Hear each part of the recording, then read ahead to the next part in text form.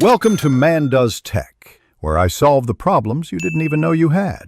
To start, open Google Chrome and press Ctrl+Shift+N to open a new Incognito window for privacy testing.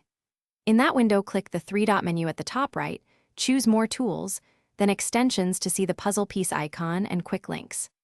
If the puzzle piece does not show, open a normal tab and type Chrome//extensions directly into the address bar.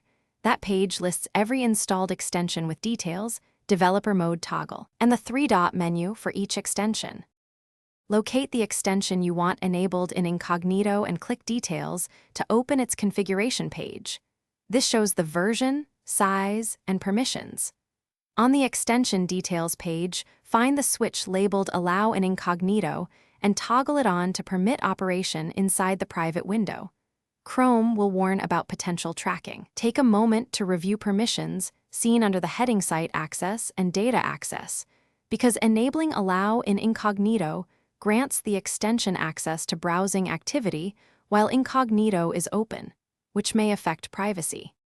After enabling, test the extension immediately inside an Incognito tab by performing the task you need, such as filling a form, blocking an ad, or capturing a page, to confirm behavior and permissions.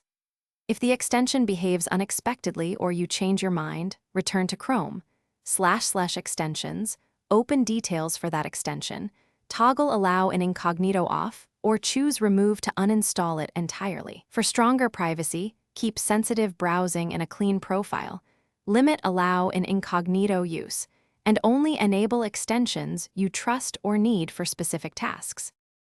Thanks for watching. If you found this helpful, don't forget to like and subscribe.